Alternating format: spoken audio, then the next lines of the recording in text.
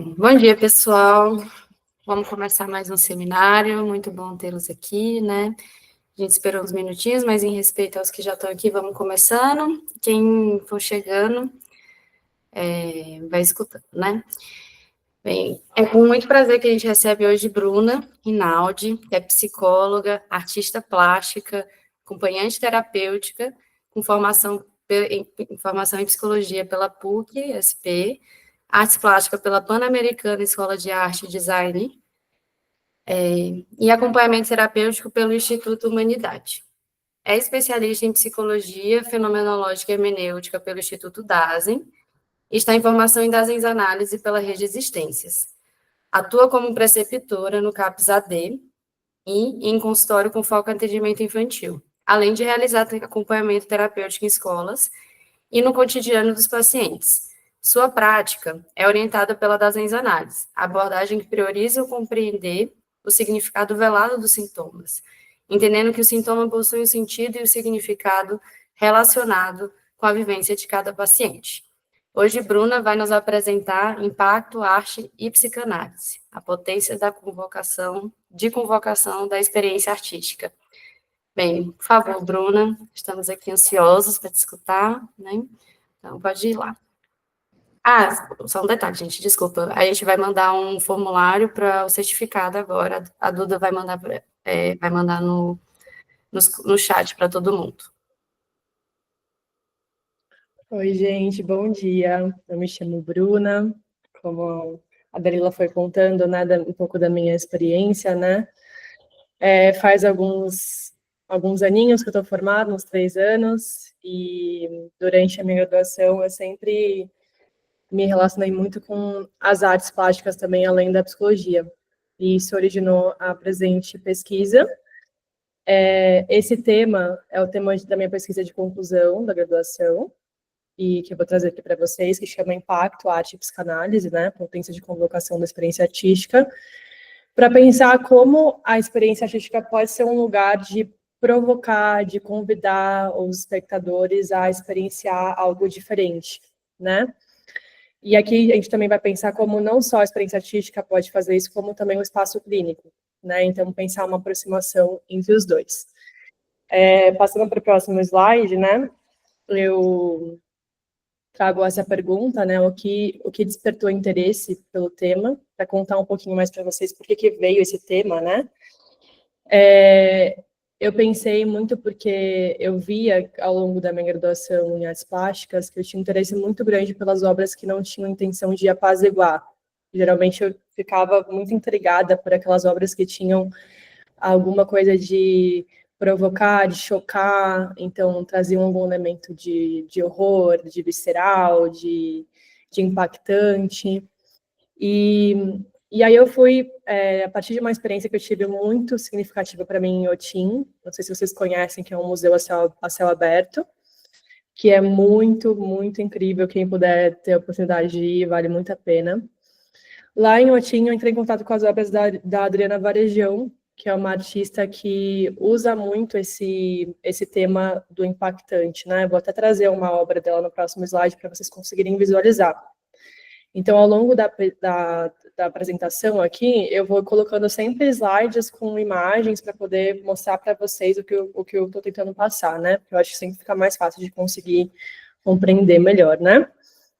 Mas lá em Otim, tem uma parte que é como se fosse uma galeria, são várias galerias, né, juntas, vários espaços de exposição juntos, e tem uma galeria dedicada à Adriana Varejão, que é um espaço que ela transformou na linguagem dela. Ela meio que transporta você para um mundo visual dela.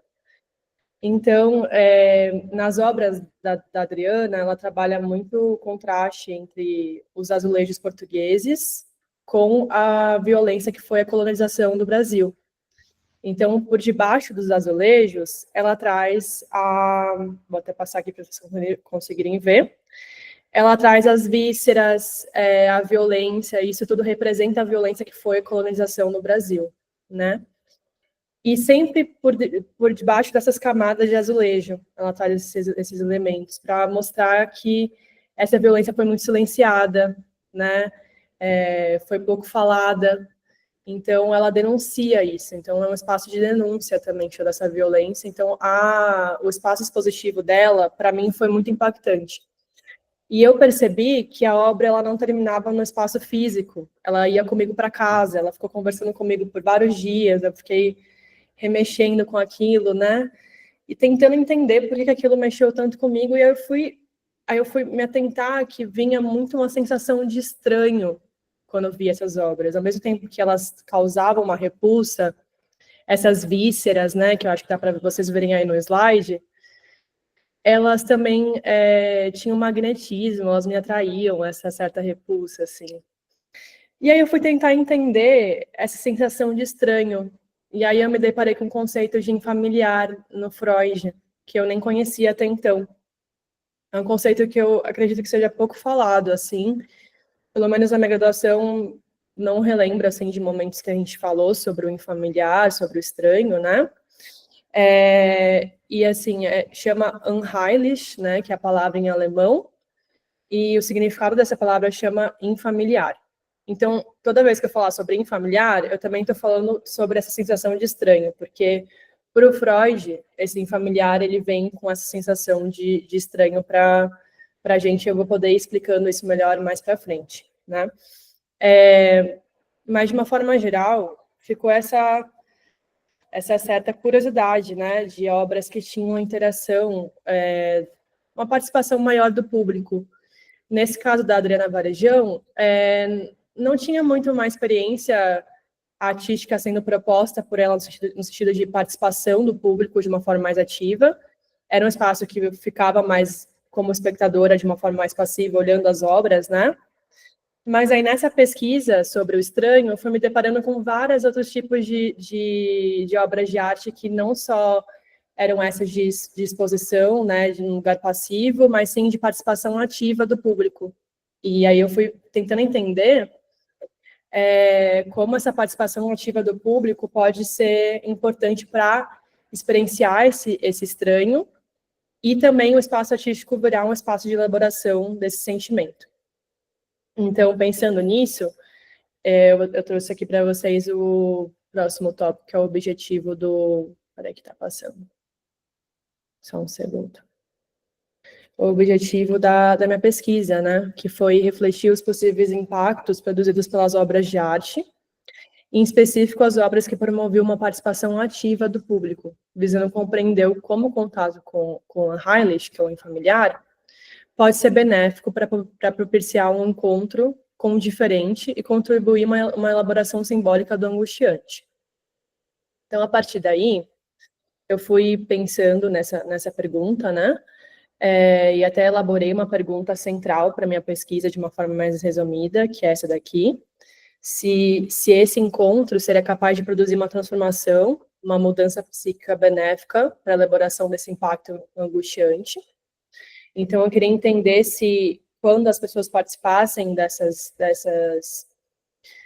de uma forma mais ativa, né, que minha pesquisa se voltou para uma participação mais ativa do público, se quando as pessoas participam, elas também estão elaborando esse contato com o estranho, né? Então, indo para a próxima parte, né? Eu vou falar um pouquinho para vocês qual o caminho que eu percorri para ir respondendo essa questão, né? Primeiro, eu falei um pouquinho sobre as aproximações entre arte e psicanálise. Depois, eu falei sobre a relação entre artista e o público na história da arte moderna. Depois, eu trouxe o infamiliar. E depois, a arte contemporânea e seus efeitos. Então, primeiro, eu quis compreender essa relação entre a arte e a psicanálise, né, ao longo da história, porque na graduação a gente se voltava muito para o conceito de sublimação, né? Não sei se vocês já ouviram falar da arte por uma via sublimatória, né?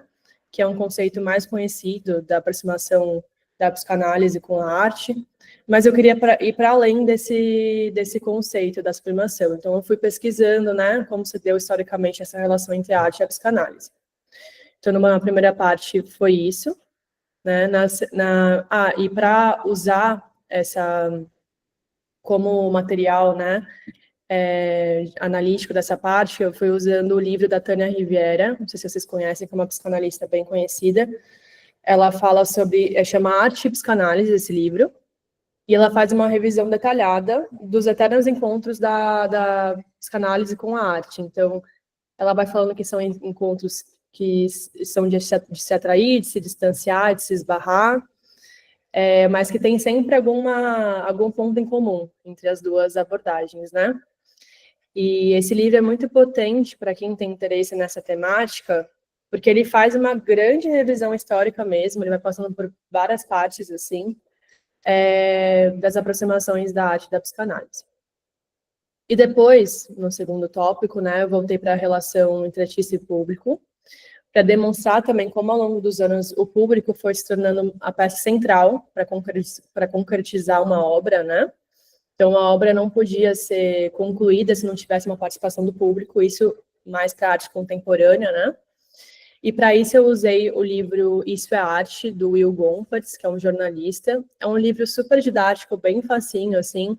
Ele é grande, mas ele passa sobre as várias partes mais importantes da arte moderna, de um jeito bem didático mesmo, assim, contando um pouco o backstage de como os artistas se sentiam nessa época e qual era a intenção deles, né, com cada movimento artístico.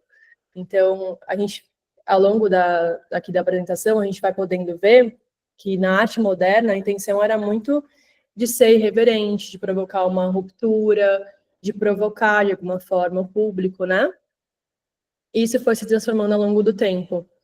Da arte moderna para a arte contemporânea já teve um salto gigantesco do público, da forma como o público se posiciona na arte.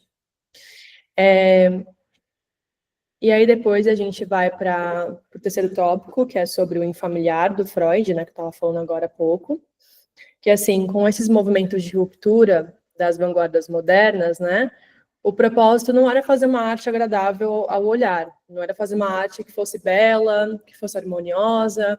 Na verdade, os artistas modernos, eles queriam provocar, como eu estava falando agora há pouco. E essa sensação de choque ao ver algumas das obras, que eu fui interpretando como o estranho proposto pelo Freud, que eu vou aprofundar mais nesse tópico sobre o infamiliar. Para falar sobre esse tópico, eu usei esse livro aqui. Eu até tentei achar o meu livro Isso é Arte, que eu tinha ele físico, né, para mostrar para vocês, mas eu não achei ele. Então, eu achei esse daqui do Infamiliar do Freud, que são 100 anos de comemoração das obras incompletas. E por ser os 100 anos de 100 anos de comemoração, tem vários, na parte final, além de ter o texto feito pelo Freud, tem vários ensaios de psicanalistas comentando sobre o texto do Freud. Então, é bem legal esse livro, porque ele traz isso. Além de trazer o texto original do Freud traduzido, ele também traz os ensaios de psicanalistas famosos comentando sobre o infamiliar, né, o texto do infamiliar do Freud. Depois, no tópico 4, eu vou falar um pouquinho sobre a arte contemporânea, como um movimento que postula uma diferença ainda maior com essa experiência por parte do público, né? Porque coloca uma experiência ainda mais inédita com o estranho, porque agora na arte contemporânea você pode de fato experimentar o que é o estranho, o que é estar em contato com ele, né? E também ao longo da apresentação eu vou podendo contar para vocês o porquê disso, né? Por que eu coloco isso. E na arte contemporânea também, como é desvinculada essa ideia de que o artista precisa representar a obra através de meios convencionais, como quadro, como argila, como escultura. Na arte contemporânea, o próprio corpo do artista pode ser a mensagem da obra. Então, ele não precisa usar um meio como a tela para falar sobre a obra dele, ele pode usar o próprio corpo para expressar, né, o que ele quer. E uma artista muito, muito conhecida nesse meio da arte contemporânea é a Marina Abramovic, que é uma artista sérvia, que nasceu em 1946, e ela é muito conhecida por usar essas temáticas chocantes nas obras dela. Então, ela faz muitas reflexões sobre a resistência do corpo nas performances dela, sobre os limites da dor, da violência, da loucura. Então, ela queria mostrar, me parece assim, que ela quer mostrar a potência do corpo através da própria vulnerabilidade dela. Então, ela também postula em vários momentos que ela comenta em entrevistas, né? Ela fala sobre como é importante para ela a participação do público para poder chegar num sentido da obra, para construir o significado da obra em conjunto. Então, nessa parte da arte contemporânea, que é o tópico final, eu vou trazer a Marina Abramovic para a gente pensar um exemplo de uma artista que traz essa aproximação do público. E tudo isso para refletir, assim, que impacto que pode causar essas produções artísticas que convocam o público à sua participação, como se dá esse contato com o estranho, descrito pelo Freud, né? E se esse contato com o estranho pode contribuir para uma elaboração simbólica das emoções e dos sentimentos mobilizados pela obra, né? Então, vamos para a primeira parte, né, das aproximações da arte e da psicanálise. Estou passando aqui, acho que não foi. Pronto, essa parte é a primeira, como eu estava falando para vocês. Eu até separei em alguns tópicos a primeira parte para facilitar a compreensão também, porque essa primeira parte ela é bem densa na minha pesquisa, deu várias páginas, assim, então eu fui tentando resumir para vocês, né, para não ficar uma coisa muito extensa também. Primeiro, a gente vai ver que o Freud ele se posiciona inicialmente em relação à arte de uma forma meio ele meio que coloca como se ele não entendesse muito bem as obras de arte, ele se coloca numa posição meio quase que pedindo desculpas para falar sobre a arte, assim, como se ele não tivesse um aparato para falar sobre isso, assim. Então, os primeiros escritos dele, primeiro texto do Freud, né, sobre que ele menciona a arte, é em 1910, que é o livro sobre o Leonardo da Vinci, uma lembrança da sua infância. Nesse livro, a gente vê uma posição do Freud, assim, meio que quase como se ele fosse analista do Leonardo da Vinci, assim, ele faz uma psicanálise meio selvagem até, porque ele pega uma lembrança da infância do Leonardo da Vinci, que ele comenta, em uma das anotações dele, ele comenta uma lembrança de infância dele. O Freud pega essa lembrança de infância e começa a analisar as obras de Leonardo da Vinci através dessa lembrança. Então, tem muitas críticas para essa obra do Freud, porque dizem que ele foi inferindo várias coisas que não tinham muito sentido, que ele foi pulando de uma coisa para outra, assim. Mas é curioso que ele se posiciona de um determinado jeito. Ele vai mudando a forma como ele vai se posicionando diante da arte. Então, de início, ele vai se colocando quase como analista do artista, né? Então, ele traz muitos elementos da vida pessoal do Leonardo da Vinci. E também ele vai fazendo, ele traz uma grande biografia também do Leonardo da Vinci, porque ele traz muitas coisas da vida dele. Enfim, depois disso, ele vai para uma mudança de posição. Em 1919, que é quando ele lança o livro Em Familiar, que a gente vai falar aqui, ele tem uma mudança de posição. Vou até passar aqui o slide para vocês, para a gente pensar junto.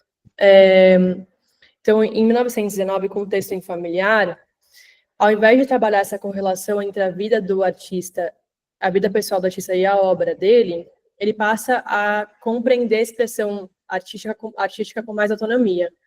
Então, ele agora compreende a expressão não mais tão vinculada a quem faz a obra, e sim ao que a obra representa no seu teor estético.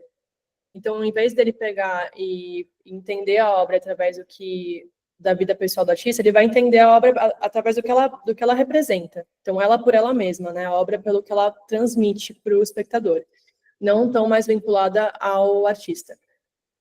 Então, isso fica explícito nas primeiras linhas do texto do Freud, sobre o infamiliar, né?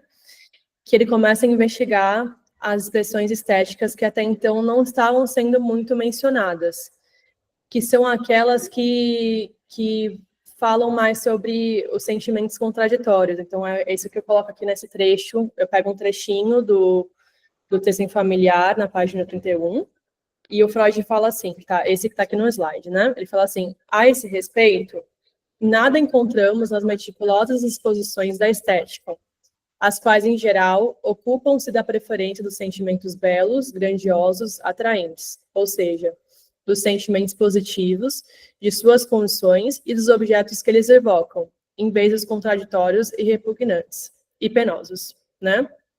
Então ele vai falando assim, que nada ele encontra nessas exposições estéticas que querem ser belas e grandiosas, né?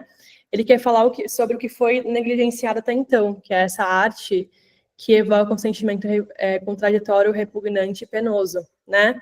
Que são temáticas que a arte moderna vai se ocupar muitos anos depois, assim.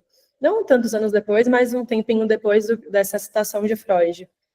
Então, de forma quase que inevitável, o Freud também se tornou um grande impulsionador das vanguardas literárias e artísticas do movimento moderno, né? Então, isso porque o Freud ele criou um dispositivo interpretativo que as vanguardas foram se aproveitando, elas puderam se aproveitar, principalmente o dispositivo da associação livre, né? E aí a gente vai falar um pouquinho agora aqui sobre a aproximação entre a psicanálise e o movimento surrealista, que é um movimento da arte moderna, que faz muito uso dos conceitos propostos por Freud, de valorizar o irracional, o intuitivo, e fazer a arte de uma forma mais espontânea, mais livre. Então, no surrealismo, a gente tem muito essa busca por um funcionamento ilógico, que é muito proposto por Freud quando ele desenvolve a teoria dele, né? Então, assim, também é curioso isso, e tem algumas cartas que foram trocadas entre o Freud e o André Breton, que é um poeta francês que foi muito importante no movimento surrealista. Nessas cartas, o Freud ele vai se posicionando de um jeito assim meio receoso com o uso dos surrealistas da teoria dele. Então ele fica meio assim, ele até fala uma hora assim, olha, eu sei que eu sou muito importante para vocês, eu sei que vocês gostam muito da minha teoria, mas eu não consigo compreender o que vocês querem com esse movimento. Eu não consigo compreender o que o surrealismo quer. Isso porque ele tinha muito receio dos surrealistas também irem interpretando de uma outra forma, né, o que ele queria passar, e irem meio que mudando, né, o que ele queria passar com a teoria psicanalítica, né. Mas, no final, ele vai entendendo que é muito proveitoso também o uso que os surrealistas fazem nas obras dele da psicanálise freudiana. Então, os sonhos, principalmente, serviram como uma expressão da linguagem metafórica que as combinações incongruentes do surrealismo se apropriou muito. Então, os surrealistas eles usavam muito, né, esses elementos que não tinha uma combinação um com o outro, e eles juntavam esses elementos, criavam uma outra coisa, faziam assim junções meio confusas assim de um elemento com o outro, mas tudo isso era para gerar um certo desassossego por parte das pessoas que estavam vendo, não ser uma coisa racional, né? Então, também pensando nisso, né, do elemento além do sonho, a associação livre também foi muito usada, né, pelos surrealistas, porque eles queriam ser o mais espontâneo possível no momento de criar a obra. Eles não queriam fazer uma obra que fosse harmoniosa, racional, né? Eles queriam uma obra irracional, na verdade. Então, falando sobre isso, né, sobre associação livre, tem um artista que vai... aqui a Tânia, na verdade, a Tânia Riviera fala sobre o André Breton, que foi esse que eu falei agora, esse poeta francês, e ela comenta um pouquinho sobre isso, né, sobre a importância da escrita automática ou da associação livre, né, que são similares. Ela fala assim: não seria coincidência perceber que o automatismo proposto por Breton seria similar à escrita automática. Esse era um procedimento que Freud adotava com seus pacientes, de se permitir escrever ou falar aquilo que lhe vem à cabeça, a maneira da associação livre, uma regra fundamental que guia a fala em análise. Então, o André Breton, que foi esse poeta que eu estava falando para vocês agora há pouco, ele usava muito disso para poder fazer as obras dele. Então, é legal ver que um elemento que o Freud propôs foi usado, assim, de uma forma muito séria pelos surrealistas, né, no processo artístico deles. Então, eles levavam muito a sério essa questão de produzir de um jeito livre, espontâneo mesmo.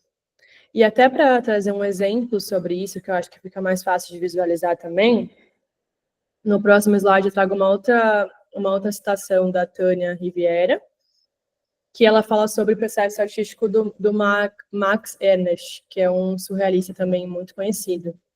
Que eu acho que já nessa imagem que eu coloco no slide, dá para vocês verem essas combinações incongruentes, né, que o surrealismo se apropriava. Então, era uma colagem que não tinha intenção de ser, né, uma forma que desse para entender o que estava sendo feito.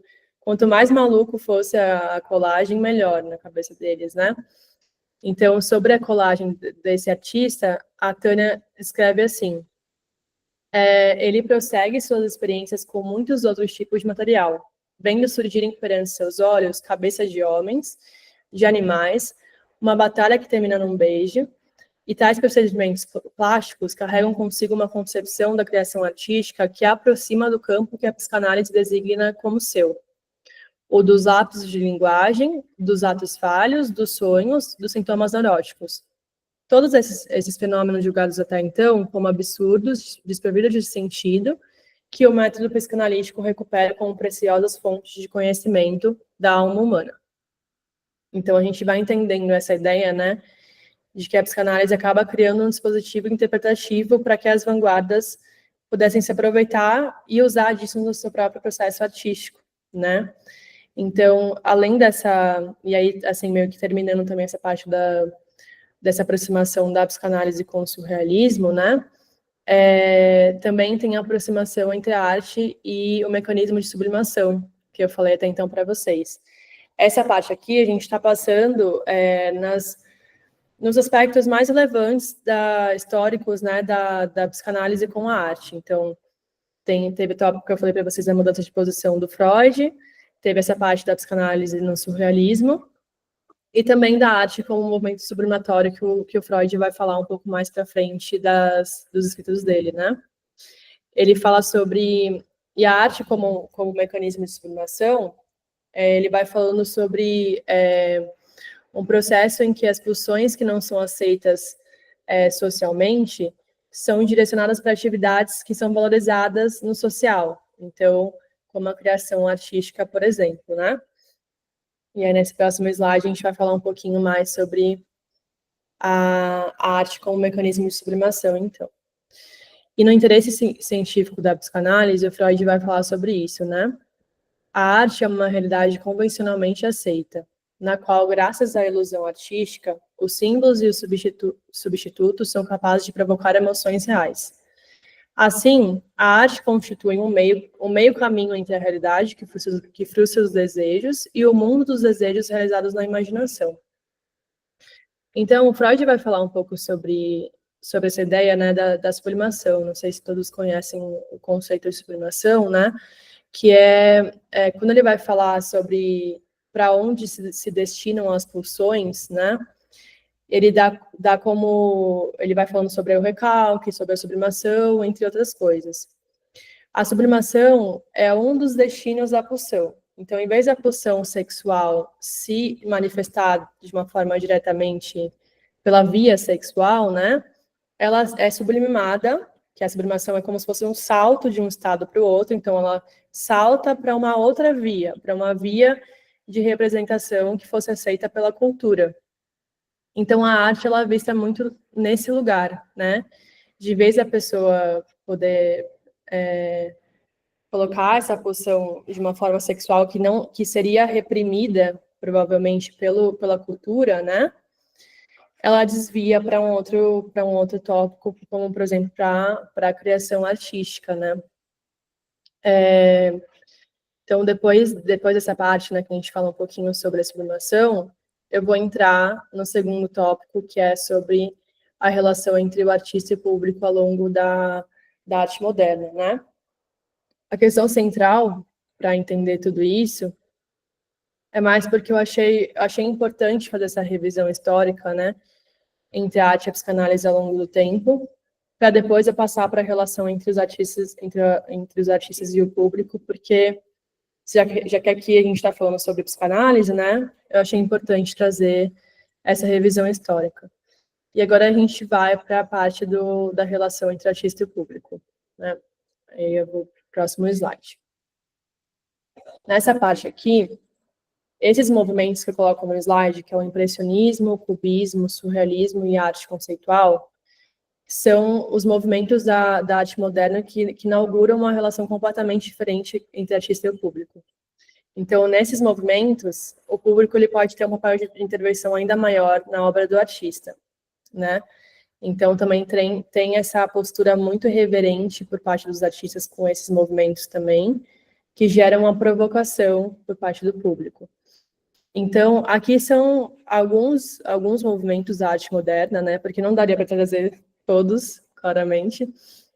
São só alguns exemplos, né?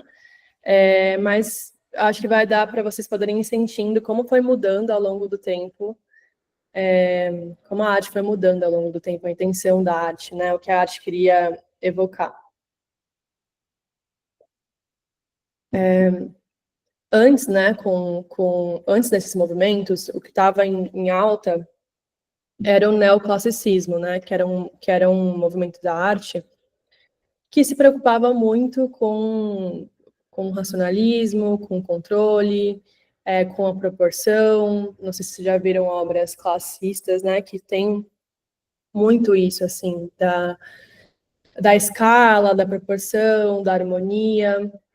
E isso foi gerando, né, uma sensação em alguns outros artistas dessa mesma época, que um pouco de assim, que queriam romper, né? Cada movimento artístico novo é uma proposta de um novo rompimento, né? Então, os artistas que romperam com os neoclassicistas foram os impressionistas, que é o primeiro movimento que eu vou trazer aqui para vocês, né? Os impressionistas, eles não queriam mais fazer essa arte simétrica e harmoniosa. Eles queriam fazer uma arte que fosse rebelde, radical, para fosse algo novo, né? Que fosse uma nova proposta de algo. E aí, aqui falando sobre isso, né, eu trago uma citação no próximo slide do Will Gompertz, que é o jornalista que faz aquele livro Isso é Arte, que eu mencionei que eu iria usar, né? E aí ele fala assim, sobre os impressionistas, ele fala que os impressionistas foram o grupo mais radical, rebelde e rompedor de barreiras e memorável em toda a história da arte. Eles suportaram privações pessoais e o ridículo profissional na perseguição obstinada de sua visão artística. Rasgaram o livro de regras e, metaforicamente, abaixaram as calças e sacudiram seus traseiros coletivos para a elite antes de começar a investigar a revolução global que hoje chamamos de arte moderna. Então, o impressionismo ele foi muito importante porque, além dele inaugurar um novo movimento, ele postulou o início da arte moderna. Então, a arte moderna começou com os impressionistas, porque foi o primeiro movimento que deu para ver de uma forma mais clara a subjetividade dos artistas, porque eles não queriam ter mais uma expressão medida e calculada das obras, eles queriam fazer uma expressão com emoção, com agitação, que desse para os espectadores verem nas obras deles o quanto eles estavam mexidos e movidos com o que eles estavam representando, né? Então, essas mudanças colocadas pelo impressionismo, elas são muito visíveis nas obras, né? Eles não queriam que fosse uma mera reprodução da realidade. Eles queriam se apropriar da realidade, né? Não só fazer uma mera reprodução dela. Então, em vez de fazer uma cópia do real que fosse muito precisa e fria, que era colocada pelos classicistas na época, né? Eles queriam queriam derrubar isso para colocar as pinceladas curtas, né? Que mostravam como essa pulsão urgente do movimento. Então, no impressionismo tem muito aqui nessa obra que eu coloquei para vocês, né? No Terraço do Café à Noite do Van Gogh, dá para ver na própria calçada, né, essas pinceladas curtas que eles usavam para sugerir movimento. Então, eles representavam as cenas no momento que a cena estava acontecendo. Então, o Van Gogh provavelmente era algum café que era próximo do lugar que ele morava, ele descia ali e representava esse café da forma como ele sentia, né? E tem muito essas cores, né, esses tons de amarelo nas obras de Van Gogh, pelo menos para mim, trazem um conforto, um certo aconchego, né, da vontade de sentar nesse café e tomar um café ali, né? Então, assim, eles trazem, os impressionistas trazem essa temática do cotidiano também para as obras, que isso é algo novo. Para a gente pode parecer que essa obra não é tão impactante assim, né, nos nosso olhar hoje, né? Mas lá em 1889 era muito impactante, pensando que antes era tudo feito com uma proporção extremamente meticulosa das coisas, né? E aí você vê uma pincelada muito mais livre, né? E por isso que se tornou tão impactante esse movimento. No próximo slide eu trago uma outra obra do Van Gogh também, e falando um pouco sobre isso, né, os impressionistas estarem produzindo em tempo real as obras. Então isso é muito interessante, porque eles tinham que lidar com as mudanças de luz do momento. Então eles saem do ateliê e vão para a vida real e lidam com todas as mudanças de luz que estão ali naquele momento, né? Então, como eu coloquei aqui na citação do slide, fala assim: os impressionistas estavam fora, pintando ao ar livre, onde a luz mudava a todo instante, algo muito diverso das condições controladas e artificiais do ateliê. Isso significa que se impunha uma mudança de abordagem. Se eles queriam captar a sensação de movimento fugaz com algum senso de verdade, a rapidez pertencia à essência. Então, por isso que tem muito essa pincelada curta, porque pode parecer meio grotesca a pincelada curta, mas ela sugeria essa urgência, essa rapidez para captar a sensação visual do momento, né? É uma impressão, por isso que chama impressionismo, é uma impressão do momento, né? E nessa obra aqui do Van Gogh, A Noite Estrelada, que é muito conhecida, né? O Van Gogh pinta a janela do seu quarto, do hospital psiquiátrico que ele ficou internado. Dizem que essa obra, ela é em parte imaginada, tem muitas coisas aí que não estavam presentes, como essa aldeia embaixo, essa igreja com essa parte pontiaguda aqui, né? Foram falando que ele foi imaginando algumas coisas dessa cena também. Mas o que é curioso é que o Van Gogh, ele considerava essa pintura meio exagerada, meio artificial. Em uma carta para o irmão dele, o Theo, ele disse que ele preferia as obras mais realistas que ele tinha feito até então, que essa obra ele não gostava muito, porque ela era muito imaginada, assim. Mas é legal para a gente ver isso, né? Essa sugestão de movimento, né? Essa impressão mesmo do momento da janela que ele estava vendo ali, né? E essa obra, Noite Estrelada, ela faz parte de uma trilogia de retratos do céu noturno, né? Feita pelo Van Gogh. Além da Noite Estrelada, tem o Terraço do Café à Noite, que eu mostrei no outro slide, e a Noite Estrelada sobre o Rodano, que também é uma outra obra. Mas, de uma forma geral, o que é mais importante, né, de ressaltar é que os impressionistas estavam querendo trazer as temáticas do cotidiano. Então, eles também inovaram, porque eles traziam coisas comuns. Então, as pessoas num piquenique, os cafés noturnos de Paris, os trens, né, porque até então a cidade parisiense estava virando uma metrópole, né? Então, tudo aquilo que era rejeitado socialmente, que as pessoas achavam que era muito banal, muito comum, os impressionistas começaram a pintar e começaram a trazer algo novo por conta disso também. Então, eles não inovam só na abordagem técnica deles, né, como também no conteúdo das obras, né? Então, a gente foi vendo como essas mudanças ao longo do tempo, elas foram colocando uma sensação diferente de satisfação e prazer por parte do público, né? O público sentia várias coisas quando viam essas obras e sentia muita repulsa também.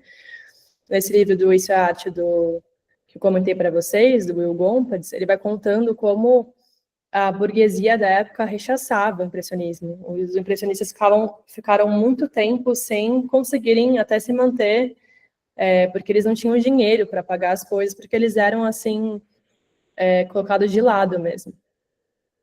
Só que o impressionismo, ele abriu porta para vários movimentos da arte moderna, que aqui a gente só vai falar de alguns, né? Como também o cubismo, que eu mencionei no outro slide, que a gente ia falar sobre impressionismo, cubismo e arte conceitual, né? O cubismo também é um outro movimento que vem do impressionismo, só que provoca uma outra sensação completamente diferente, né? No cubismo, os artistas eles usavam uma paleta de cor próxima, eles não usavam uma paleta de cor como os impressionistas que usavam azul, amarelo, branco. No cubismo era uma paleta muito próxima para criar uma... eles meio que tentavam fazer uma composição fragmentada do que eles estavam vendo. Então, eles pegavam um objeto, por exemplo, um copo, e tentavam representar esse copo em vários pontos de vista diferentes numa mesma tela. Então, isso que dá a sensação de estar fragmentado, desorganizado, né? E as linhas retas, elas vêm com a intenção de separar uma perspectiva da outra. Então, tem sempre umas linhas retas que cortam as obras dos cubistas, assim. No próximo slide, a gente vai poder ver isso melhor. Como nessa obra aqui do Picasso, né, As Mulheres de Avignon, que ele faz as prostitutas que ficavam à espera, né, dos homens lá em Avignon, e aqui dá para vocês verem essas linhas retas que vão separando, né, uma perspectiva da outra. Então, ele meio que reduz, ele simplifica as formas, né, das mulheres nesse quadro. E até trago aqui o comentário do Guilherme Apollinaire, o poeta que deu o nome do movimento surrealista, né? Que ele fala, quando ele vê essa obra do Picasso, ele fica em choque, né? E até coloquei o comentário dele aqui no slide. Quando o orgulhoso Picasso mostrou ao seu fiel amigo sua nova pintura, a reação de Apollinaire foi de choque. O escritor se viu confrontado por 5 mulheres nuas que olhavam de uma gigantesca tela de 2,5 metros. Seus corpos cruamente pintados, destacados na paleta de marrons, azuis e rosas, de uma maneira... Seus corpos cruamente pintados, destacados na paleta de marrons, azuis e rosas, por uma série de nítidas linhas angulares, aplicadas de uma maneira que estilhaçava a imagem como um espelho quebrado. Apollinaire pensou que a pintura faria o mesmo com a carreira de Picasso. Não podia compreendê-la, porque Picasso sentia necessidade... Não podia compreendê-la, porque Picasso sentia necessidade de se afastar da elegante e atmosfera pintura figurativa, que se provara tão apreciada por colecionadores e críticos, rumo a um estilo que parecia não só primitivo, como severo demais. Então, aqui a gente pode ver a própria reação do Apollinaire, que era um amigo próximo do Picasso, que também era um dos participantes do movimento surrealista, que era um movimento que também se propunha a chocar. Quando ele viu essa obra do Picasso, ele ficou sem entender por que ele queria fazer essa obra que parecia até meio primitiva, assim, né? Porque ele simplifica os corpos femininos em triângulos, de uma forma meio geométrica, né? E aí até que as pessoas muita gente fala isso hoje, né, quando vai ver arte moderna, que fala, parece que foi uma criança que fez isso, parece que foi... Porque, assim, mas você vê que é muito mais complicado, muito mais complexo do que isso, né? Mas é porque tem uma simplificação mesmo das formas e eles voltam mais para o movimento de uma composição que é até mais espremida, né? Então parece que esses corpos estão todos espremidos na mesma tela, e aí você vê isso do cubismo, que é cada uma numa posição, mas tudo isso representado numa mesma tela, né? E acho muito legal esse comentário do Apollinaire, porque ele fala isso, será que ele compara esse espelho quebrado da obra com o que vai acontecer com a carreira de Picasso, né? Que a carreira do Picasso vai se quebrar depois dessa obra, ninguém vai conseguir compreender isso aqui, né? De acordo com o que ele fala. Então, é meio que isso sobre essa parte do cubismo, né? Eu ia falar sobre o surrealismo, mas eu acho que não vai dar tempo de falar sobre o surrealismo novamente, como eu já tinha falado antes, né? Mas tudo bem. a gente passa parte do surrealismo, não é importante, mas também já tinha falado antes, então tudo bem. E aqui a gente vai para a arte conceitual, né?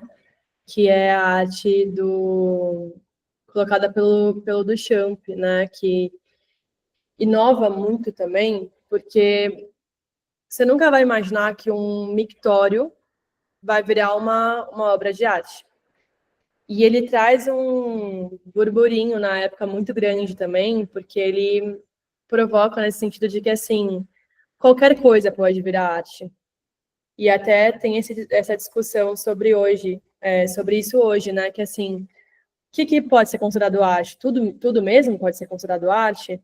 Porque o Duchamp, ele coloca isso, assim, quando ele usa o mictório, de um jeito meio irônico, né? Falando que esse mictório é a fonte, ele dá o enfoque para a ideia do artista. Então, o que é mais importante é muito mais o conceito, a ideia que o artista está querendo passar, do que o meio de representação dessa obra. Então, em vez de ele pegar uma tela e pintar alguma coisa, ele pega lá o mictório e fala, olha, o que é importante aqui é o conceito, né? E ele até fala isso aqui, tem um comentário do Duchamp no livro do Will Gompertz, que ele fala assim, para o Duchamp, o papel de um artista na sociedade era semelhante ao de um filósofo. Não importava sequer se ele sabia pintar ou desenhar. O trabalho de um artista não era proporcionar prazer estético, mas afastar-se do mundo e tentar compreendê-lo ou comentá-lo por meio da apresentação de ideias sem nenhum propósito funcional além de si mesmas. Então, a sua interpretação da arte foi levada ao extremo no final dos anos 50 e 60 com a arte performática, de pessoas que se tornaram não só criadores da tela, mas o meio para ela também. Então, com a arte performática, a gente vai falar da Marina Abramovic aqui, a gente foi entendendo que, assim, como ele para de usar o meio convencional para representar a arte, o corpo também pode servir como um meio. Então, assim como a tela, o corpo pode ser mensageiro da ideia, que é o que a gente vai ver com a arte performática daqui a um tempinho, né? Então, assim, isso foi muito importante para libertar os artistas desse uso do meio convencional. E a gente vai vendo como, ao longo desses movimentos, a intenção era essa, de gerar desassossego, de provocar, de chocar, de impactar, que é tudo isso que a gente vai compreendendo melhor com o conceito de infamiliar do Freud, né? Que é o próximo slide aqui.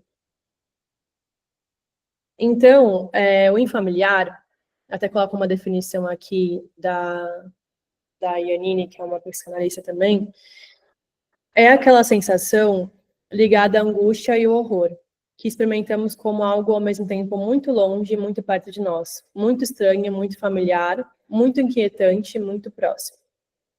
Então, o infamiliar é toda aquela sensação de horror, de algo repugnante, de algo que provoca essa repulsa, que você olha e você fica meio assim, né? O Freud, ele vai entendendo que, até essa definição, né, que é muito familiar, muito inquietante, muito próximo, porque ele vai entendendo que o infamiliar reside em algo familiar. Então, ele vai entendendo que, assim, essa sensação de repulsa que quando a gente olha para algo que causa um horror para a gente, ou que choca, vem de uma lembrança de algo que uma vez foi recalcado. Então, ele vai explicar isso melhor, né, nesse texto do infamiliar. Então, primeiro, nesse texto, Freud ele percebe que ele tem dois caminhos possíveis para entender o infamiliar. O primeiro seria investigar o que significou a palavra infamiliar durante o desenvolvimento da língua, enquanto o segundo seria copilar o que em pessoas, vivências e situações causa o sentimento do infamiliar, a fim de entender o que tinha em comum nesses dois, né? Então, de antemão, Freud ele já anuncia isso, que eu vou pôr no próximo slide. Quero logo anunciar que ambos os caminhos conduzem, de fato, a um mesmo resultado, ou de que o infamiliar é uma espécie do que é aterrorizante, que remete ao velho conhecido há muito íntimo. Como é possível, sob quais condições, o que é íntimo se tornar familiar, aterrorizante, é algo a ser demonstrado na sequência. Então, o Freud, ao longo desse texto, ele vai tentando explicar como isso que é tão íntimo e familiar se torna desconhecido para a gente. O que acontece para aquilo se tornar desconhecido e causar uma sensação de inesperado, de surpresa quando a gente vê aquilo, né? E aí, no primeiro caminho que ele faz, como eu estava falando, que ele vai investigar o que significou a palavra familiar ao longo do tempo, ele vai descobrir que a palavra familiar deriva da palavra infamiliar. Ele até põe... E, assim, é bem complexo essa parte do texto, que ele vai fazendo uma análise lexicológica da palavra familiar. Então, ele vai pegando que a sensação de casa, intimidade, reside também na sensação de estrangeiro ao público. A sensação de confiança, de manter próximo, também reside na sensação de desconfiança. Ele vai entendendo que vai tendo uma aproximação entre os dois, né? Ele vai vendo que, entre as diversas nuances do seu significado, a palavra familiar também aponta coincidentemente ao seu oposto em familiar. E aí é isso que ele vai começando a entender, que então tem algo da sensação de estranhamento que reside na familiaridade. Ele vai entendendo que não é tão desconhecido assim para a gente. Que ele vai compreender isso pelo conceito de... Ele vai falar sobre o recalcamento, né? Além da, como a gente estava falando, que tem a sublimação, o recalcamento e outros mecanismos da pulsão, né? Aqui, a pulsão, ela vai se recalcar de uma forma que ela vai permanecer como desconhecida para a gente e vai se manifestar no momento que a gente vê alguma coisa que causa o horror, né? Vou explicar isso melhor nos próximos slides também. Indo para o segundo caminho, né, para demonstrar o que em situações, vivências, como o Freud coloca, causa a sensação do estranho, ele usa um conto literário do Hoffmann, que chama Homem de Areia. É um conto muito conhecido lá no alemão, né, enfim, e mostra uma variedade de situações a quais a fantasia, o cinício se articulam com a sensação de infamiliar. Então, é um conto que, até no próximo slide, peraí, é o outro. Esse conto, ele faz parte do gênero gótico e do horror, né? Então, é um conto que ele tem esse teor de ser assustador, de ser estranho, né? Então, de uma forma a resumir também, que para a gente ter um tempo para conversar depois, o conto, ele fala sobre as cartas que o estudante Nathaniel, ele troca com um amigo dele. Esse estudante vai trocar algumas cartas com um amigo, contando que ele estava profundamente... Tinha algo acontecendo naquele momento que estava deixando ele profundamente perturbado. Um comerciante tinha invadido o seu quarto para vender barômetros, que são aqueles instrumentos de medida. Quando esse comerciante entra no quarto dele, ele percebe que ele reconhece esse cara de algum lugar. E aí ele vai começar a contar para esse amigo o que acontecia na casa dele na infância, e porque ele lembra desse comerciante com essas lembranças da infância também. Ele vai contar que, pontualmente, todas as noites antes de dormir, que é o que coloco aqui no slide, né? A mãe dele contava uma história sobre um homem mau que aparecia para as crianças quando elas não queriam dormir, lançando a mão cheia de areia em seus olhos até que eles saltassem da órbita cobertos de sangue. É como se fosse a história que a gente conta também do bicho-papão para as crianças, né? Enfim. E ele guarda essa história do Homem de Areia com ele, né? E aí, toda noite, ele escutava uns passos na escada e ele achava que era esse Homem de Areia. Até que um dia, ele resolve se esconder no escritório do pai para saber o que estava acontecendo à noite, que acontece ali à noite que ele não entende, né? E ele vê o advogado Copélios, que era um homem que tinha um jeito sinistro. Esse advogado era um amigo do pai dele, que ia visitar todas as noites ele, o pai, né? E ele já tinha um jeito que assustava o Nathaniel. E aí, enfim, de uma forma resumida, acontece uma situação, né, entre o Nathaniel e o... Acontece uma situação entre o Nathaniel e o Copélios e o pai. O Nathaniel se esconde, ele é descoberto no seu esconderijo pelo advogado. O advogado ameaça jogar ele na lareira, ele fala assim que ia jogar ele na lareira, sabendo que ele estava ali escondido. E a gente não sabe, nesse momento do conto, o que é delírio dele, o que é realidade, fica meio confuso mesmo. E aí ele vai entendendo que aquela figura do...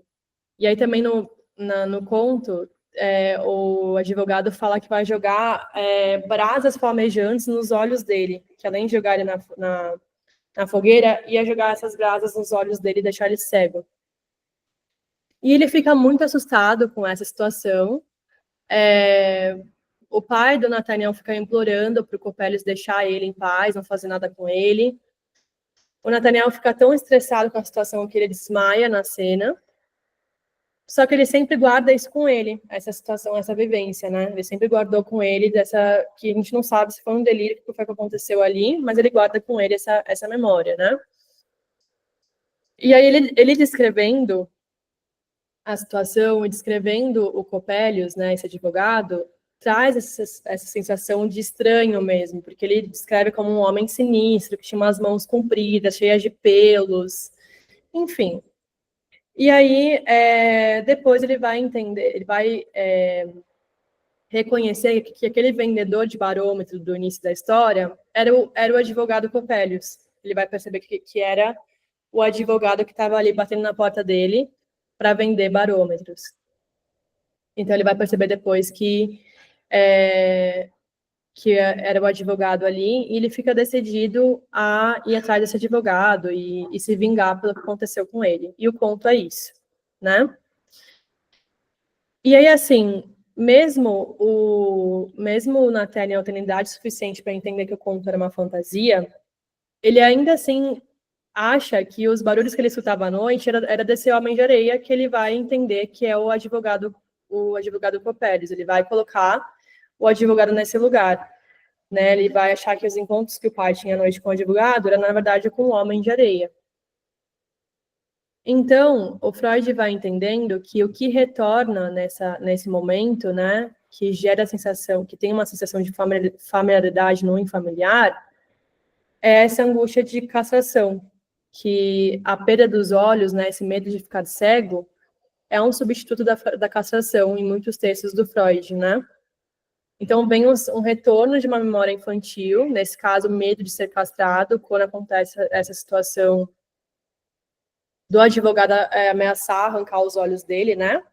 E também a situação do homem de areia que arranca os olhos das crianças, né? Então, fica esse medo da castração, que vem esse retorno da memória infantil. E aí, por isso que quando o Freud conclui que por isso que quando a gente sente algum estranhamento diante de algo, a gente ainda guarda uma certa relação de conhecimento com aquilo, né? Então, de uma forma geral, é isso sobre o infamiliar, que ele reside nessa memória infantil do medo da castração, né? E agora a gente vai para a parte do...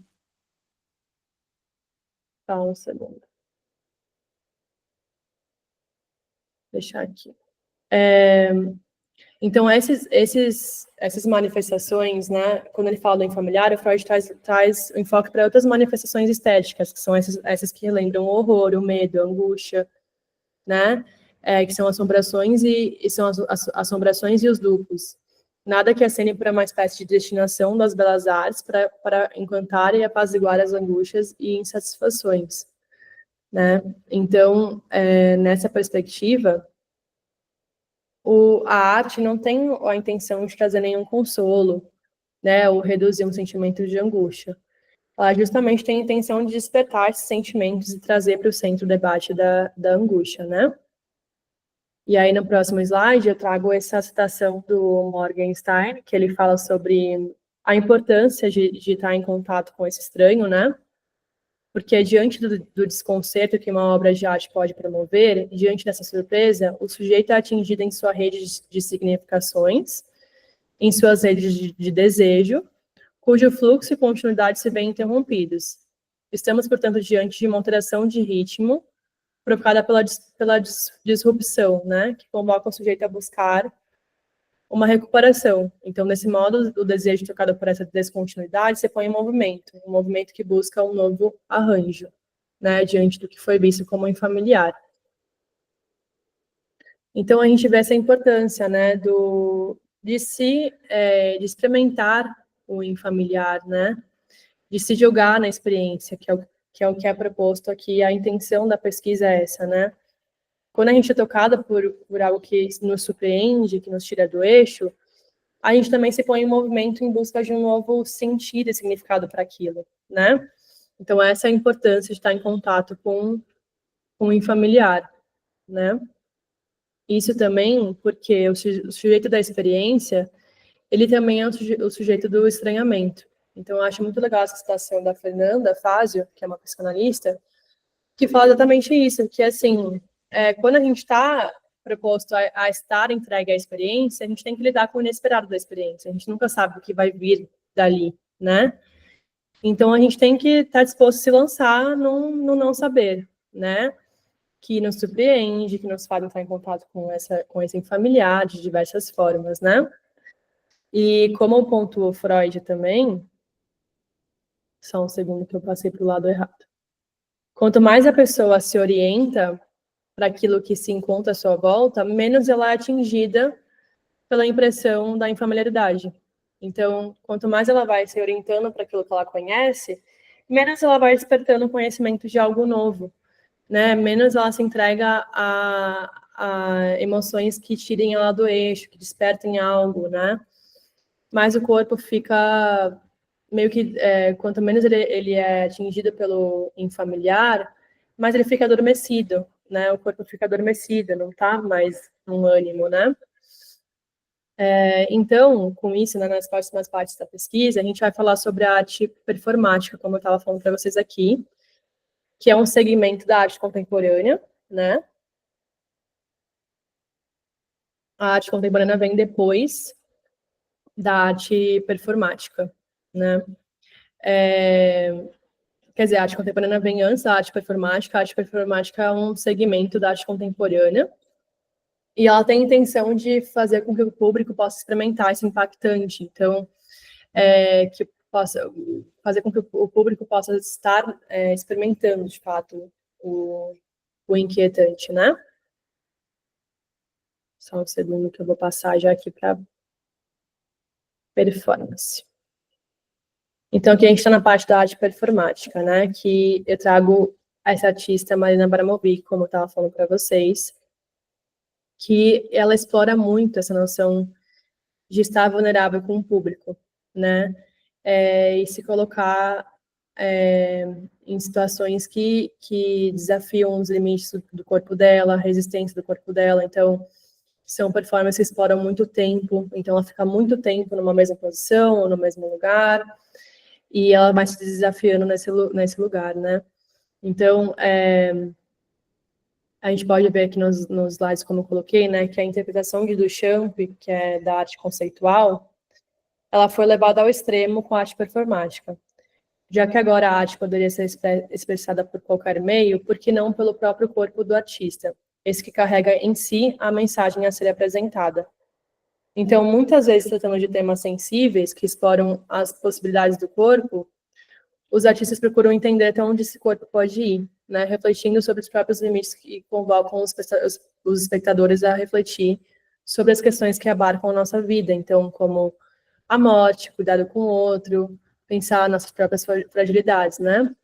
Então, até como nessa performance que eu coloquei aqui na foto para vocês do slide, né? Chama A Casa com Vista para o Mar, que a Marina viveu durante 12 dias, ao longo do horário do funcionamento da galeria, com o público. Então, essas caixas que estão aqui, elas representam, uma representa a sala, outra o quarto e outra o banheiro. E ela se propõe viver junto com o público durante esses 12 dias na galeria. Então, ela até chega a tomar banho, ela deita na cama, dorme, fica sentada na cadeira, come alguma coisa, sabe? E eu entendo essa performance como um lugar de, assim, questionar o automatismo da nossa rotina, assim, como a nossa rotina vai cair num lugar automático, né? E a performance, ela desperta você a pensar, né? E pensando que a performance está junto com o público ali, como o efeito do público pode ter nessa vivência do dia a dia dela, do cotidiano dela, né? Como o público ali pode provocar algo diferente no cotidiano dela. Então, né, a gente vai falar um pouquinho mais sobre a Marina Abramovic, né? Que ela tem essas temáticas muito importantes de desafiar os limites da própria resistência física e mental, como está aqui na situação, né? A crítica irreverente, as questões pessoais que reverberam temas existenciais, sociais ou políticos, e expressões literárias ou metafóricas do sofrimento, da melancolia e do inconformismo. Então, a Marina, ela é muito conhecida por essa entrega ao público, né? E as performances delas não são nem um pouco confortáveis, né? Então, no próximo slide, a gente vai falar sobre a performance Artista Está Presente, que ela fez um documentário até sobre essa performance, ela foi feita no MoMA. E, assim, de início, essa performance não tem nada muito, até então, muito impactante, né? Quando você para ver, porque são duas cadeiras posicionadas uma em frente à outra, e a artista propõe para que o espectador sente ali, o público sente nessa cadeira da frente e fique em silêncio durante tempo indeterminado, tempo que você conseguir ficar em silêncio. Então, ela propõe um momento que a pessoa fique em contato com si mesma e sustente esse momento do silêncio, né? E é muito difícil sustentar o silêncio com uma pessoa que a gente não conhece. Então, é muito curiosa essa performance, porque você vai vendo como as expressões das pessoas vão mudando, né, ao longo do tempo, conforme vai passando a performance, né? Como eu coloquei aqui no slide, a artista convida o público a se manter em silêncio por tempo determinado em frente a ela, numa exposição aparentemente simples de duas cadeiras com uma mesa entre a artista e o espectador. E isso foi capaz de despertar no público profundas experiências espirituais em que relatam ter caído em pranto e descoberto partes de si mesmo cuja existência nunca tinham suspeitado. Então, você vê como é potente a performance, né? Porque mesmo ficar em silêncio ali, fez com que o público ficasse super mobilizado, né? E essa aqui, que chama Imponderabilia, eu não sei como fala o nome, acho que está em espanhol. É bem curiosa também, porque a Marina e o Lai, que era o parceiro dela na época, eles se posicionam nus, um em frente ao outro, deixando um estreito espaço entre eles para que o público pudesse passar para entrar na galeria. Então, pensa que você estava indo ver alguma exposição nessa galeria e você tem que passar no meio dos dois nus, né? Para conseguir ver a exposição. Então, é muito provocativa, também até um pouco irônica, né? As propostas dela, porque, assim, eles estão nus, mas o próprio público também tem que se despir de uma vergonha para passar entre eles, né? E também expor algo íntimo nessa passagem entre os dois, né? Então, como o Canevati, que é um antropólogo, diz também aqui no slide que eu coloquei, o público ele é o co-criador da obra, né? Então, ele vai se transitando, se aproximando ou da mulher ou do homem, ali na passagem dele, né? E ele, junto com o artista, faz essa obra. Essa obra só tem sentido se o público participar, senão não tem nenhum sentido, né? Isso que é legal das performances dela. E essa daqui, que é o Ritmo Zero, que é uma performance bem assim, polêmica, né? Ela chama Ritmo Zero porque a Marina quis colocar o número zero como uma representação de ausência de regras. Então, não tinha nenhuma regra nessa performance. Na verdade, a única era que o público usasse aqueles objetos, ela se posiciona, ela fica parada na frente de uma mesa que tem vários objetos, tem 72 objetos, como rosas, perfumes, batom, e aí objetos mais invasivos, como tesoura, faca, correntes. E a única regra era que o público tinha que usar conforme desejasse aqueles instrumentos nela. Então, ela se posiciona totalmente como um objeto. E até a instrução é essa, né? Existem 72 objetos na mesa que você pode usar comigo conforme desejar. Eu sou o objeto. Durante esse período, assumo total responsabilidade. E dura 6 horas essa performance, ela fica parada. E aqui e aí agora, essa parte, eu vou começar a convocar vocês mais para falar também, porque já estamos chegando um pouco, né, mais para o final da apresentação, e eu queria muito poder ir ouvindo vocês e construindo esse sentido juntos com vocês também, né? Aqui tem um vídeo que a Marina conta sobre a performance dela. Tá saindo o áudio? Peraí. Tá saindo?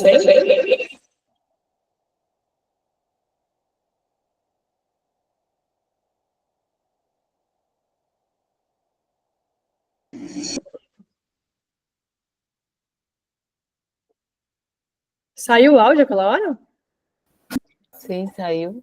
Saiu, tá. Então eu vou voltar de novo, porque eu saí só para perguntar. Teve um momentinho que saiu, mas foi breve. Tá, peraí.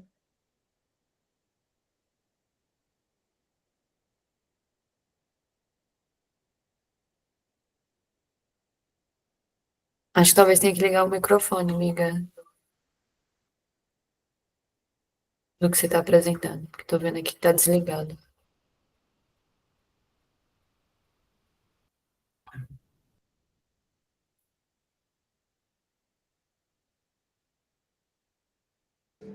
Peraí que eu vou abrir então, só um segundo, gente.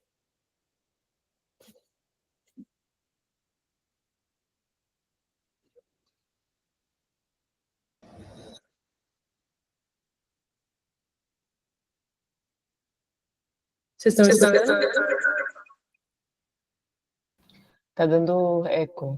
Talvez tenha que Dando eco. desligar um dos microfones também. Desliguei agora. Só um segundo que eu tô colocando.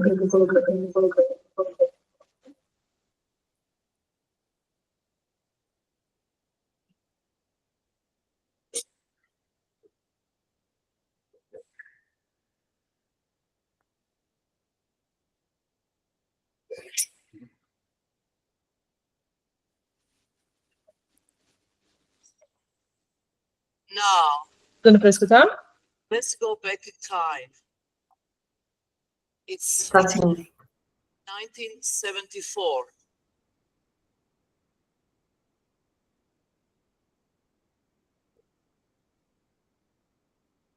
Now, let's go back in time. It's 1974. There is the gallery somewhere in the world. And there is a young girl, age 23, standing in the middle of the space. In the front of her is a table. On the table, there are 76 objects for pleasure and for the pain. Some of objects are glass of water, a cold shoe, a rose, but also the knife, the razor blade, the hammer, and the pistol with one bullet. There is instructions which says, I'm an object. You can use everything on the table on me. I'm taking all responsibility, even killing me. And the time is 6 hours. The beginning of this performance was easy. People will give me a glass of water to drink. They give me a rose. But after, very soon, there was a man take the scissor and cut my clothes. And then they will take the thorns of the rose and stick in my stomach. Somebody take a razor blade and cut my neck and drink the blood. And I still have the scarf. The women will tell the man what to do. And the man didn't rape me because it was just a normal opening and it was art public. And they're with their wives. They carry me around and put on the table and put a knife between my legs. And somebody took the pistol and put a bullet and put against my temple. And another person take the pistol and they start fighting. And after 6 hours was finished, I start walking towards the public. I was a mess. I was half naked. I was full of blood. Tears was running my face. Everybody escaped. They just ran away. I could not confront myself with myself as a normal human being. And then what happened is I went to the hotel. It was at 2 in the morning. And I looked myself in the mirror. And I had a piece of gray hair. Right? Please take your blindfolds. Deu para escutar, gente? Ai, que bom. Então, eu queria propor que a gente conversasse um pouquinho sobre essa performance e fosse pensando em conjunto sobre essas importâncias, né, de estar imerso nesse inesperado, né? Eu fico pensando se essa performance ela conseguiu se propor a ter um espaço de elaboração do sentimento do impactante, porque para mim pareceu que foi uma exploração da violência pela violência, né? As pessoas começaram a fazer várias coisas com ela ali que foram bem complicadas. Mas eu queria propor esse debate com vocês, a gente pensar juntos, né, sobre o que surgiu ao ver esse vídeo, ao pensar sobre essa performance, né? Nossa, foi difícil, assim, escutá-lo, né? Por mais por 2 minutinhos. Acho que me deu essa sensação de absurdo, né? Uma coisa muito absurda, né? Esquisita mesmo, de algum jeito. Isso que você foi falando, né? Eu acho que ao longo da apresentação faz pensar, né? Por que a gente se horroriza diante disso, né? Por que é algo horrorizante, assim, né? Porque é muito absurdo, assim, pensar nesse lugar da violência pela violência, né? De algum jeito, assim. E foi me dando essa sensação de, não sei, de repensar o quanto o ser humano ele é até onde ele é capaz de ir, né? Se você dá esse espaço livre. E essa tradução do infamiliar, eu vi que o Heidegger já usou também como a palavra desterro, né? Acho que é traduzida para a gente como desterro, né? Desse lugar da angústia. E vai me trazendo essa sensação, né? Porque se tem um lugar de orientações eras, digamos assim, uma orientação, zero orientação em relação ao mundo, o que as pessoas são capazes de fazer, né? Diz que até uma pegou uma arma e começou a tretar para talvez matar. O que então tem dentro de cada um de nós, né? Pensando assim que diante de uma situação dessa a gente vê que a gente não é determinado, né? Acho que isso você foi trazendo, foi me dando essa sensação assim. Porque não, a primeira coisa que vem à minha cabeça, não, beleza, tem uma faca, tem um martelo, mas as pessoas não vão pegar para fazer isso. E então, eu acho que o que, na verdade, pensando agora, que foi me incomodando é porque é muito comum, às vezes, a gente colocar pessoas no lugar de objeto. Somente hoje, eu acho que tem tido uma crescente desumanização muito grande, né, de esquecer que tinha uma pessoa ali, né, ela se colocou como objeto, beleza, era essa a proposta dela. Mas é uma provocação, né, de alguma forma, de como a gente pode facilmente colocar as pessoas nesse lugar, né? Não sei, ainda estou maturando aqui, que essa foi difícil de digerir, né? Não sei o que vocês acham. Queria ouvir mais alguns de vocês também, se puder falar. Eu vou parar a apresentação por enquanto. Não, refletindo sobre até que ponto vai o limite assim, da nossa condição humana, tanto de autorizar, né, o outro, quando você se coloca nesse lugar de objeto, né, a ser objetificado, como também de você ir lá fazer o que você bem entender, assim, nesse caso, nessa exposição, né, que ela se propõe. Talvez até ela tenha também subestimado, né, assim. Estou aqui digerindo ainda. Muito, muito bom, assim, mas é chocante. Eu acho que ela não imaginava, talvez, que fosse chegar nesse nível, até porque ela relata que no início começa muito tranquilo, né? As pessoas passam rosa nela, passam perfume, e depois começa uma coisa muito intensa, né? Eu acho que, assim, o que mais me toca também, essa capacidade dela de conseguir estar totalmente entregue, né? Porque ela realmente não mede, assim, ela não esforços, ela não põe limites, ela tá ali para o público, né? Até para o público fazer exatamente o que quiser, até possivelmente matar ela, sabe? É uma entrega completamente sem limites, né? Eu também fico pensando no como é isso para ela, né? Estar nessa posição. E também tem toda a perspectiva crítica também dessa obra, né, de falar muito sobre a violência em direção aos corpos femininos, né, de ter uma sublimação muito grande, acho que é uma denúncia, né, do corpo feminino como um objeto. Ao meu ver, me parece um pouco isso também. Ela se coloca nesse lugar de objeto para denunciar como o corpo feminino pode ser colocado nessa posição, né? E você vê que geralmente é homens que sentem,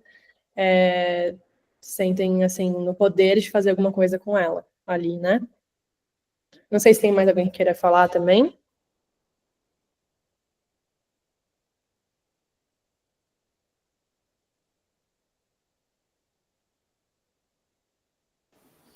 Pode falar, Pedro. Oi, Bruna. Parabéns pela sua apresentação, viu? Muito legal, muito boa. E eu acho que ela é muito bem-vinda nos tempos que a gente está vivendo. E essa questão que você traz do infamiliar, do estranhamento, do desterro, que nem a Dalila falou, porque o papel da arte nunca foi só beleza, né?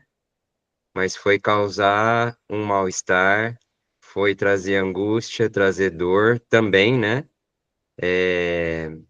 E trazer esse estranhamento para a gente poder, às vezes, expressar ali o que a gente não consegue explicar por meio de palavras.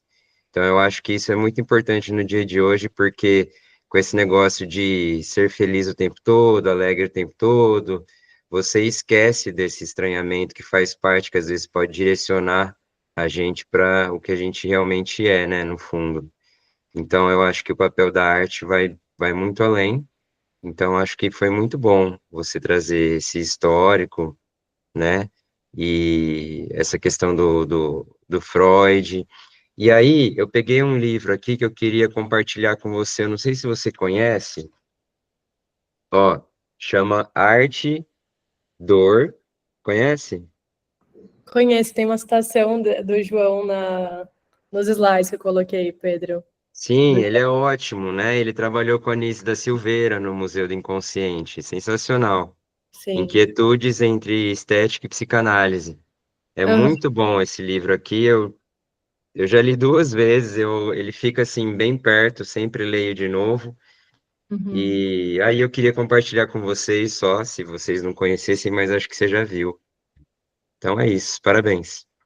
Obrigada, Pedro, pela contribuição. E é bem isso que você falou, a arte não tem um papel de ser somente bela, harmoniosa, né?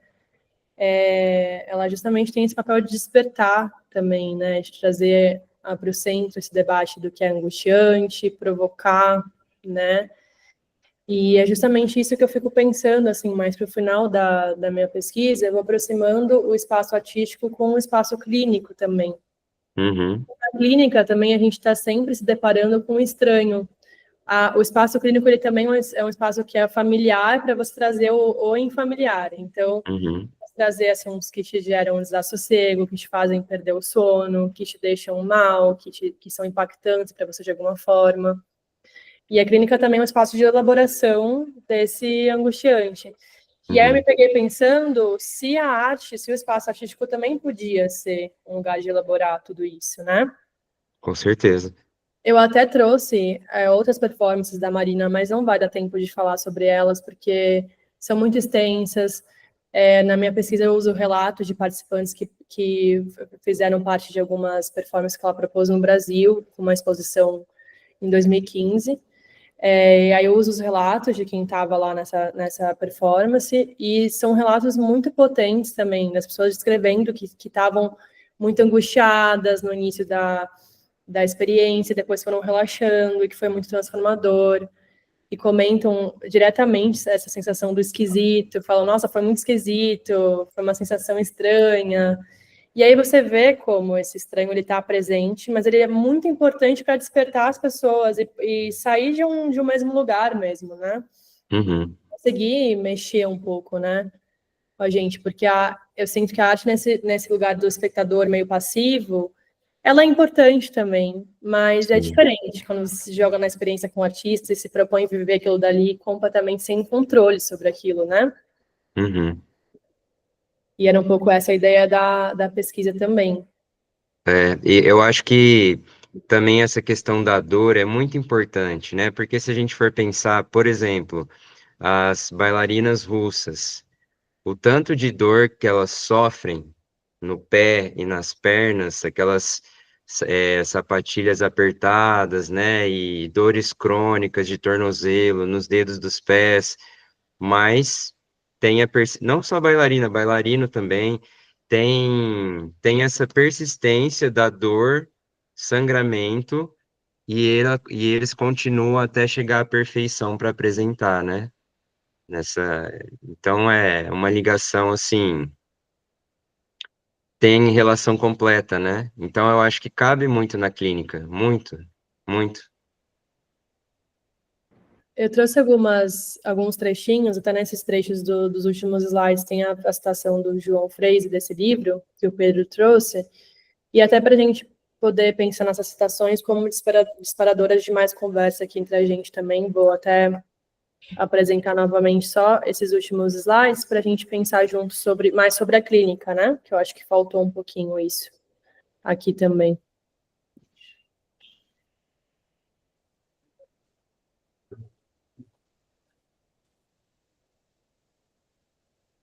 Só um segundo, que eu vou passar para a parte das citações.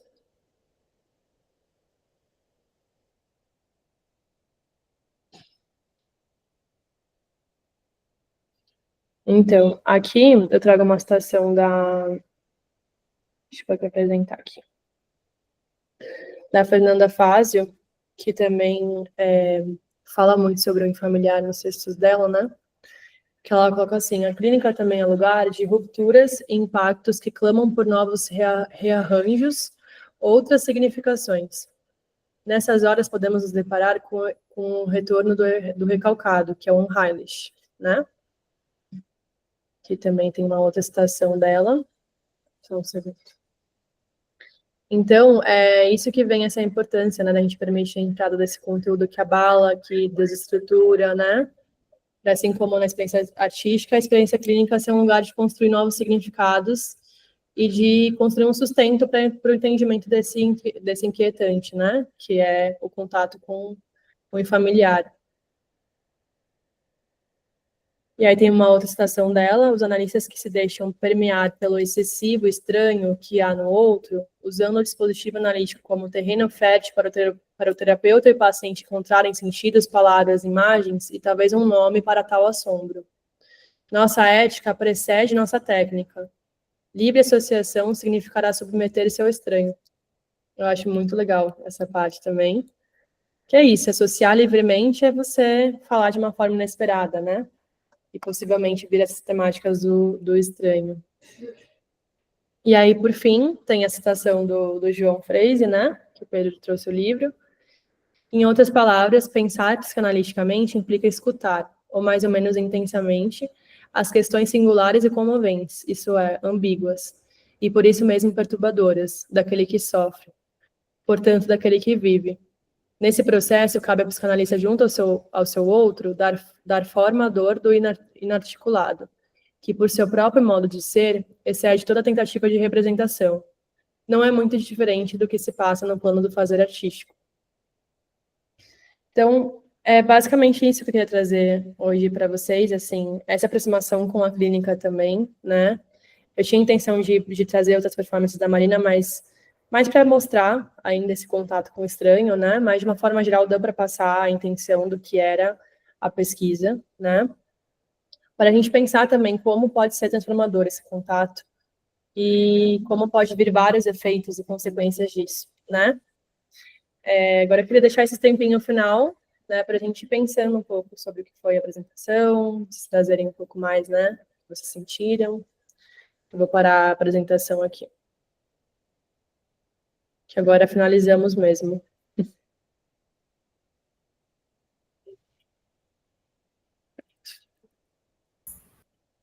Isso me fez pensar, né, Bruna, que o quanto eu não tinha me dado conta, né, mas lendo essas citações, de como que o estranho é um pouco indicativo na clínica, né, tanto para a gente quanto para o, sei, né, pro paciente, de alguma forma, de algum lugar,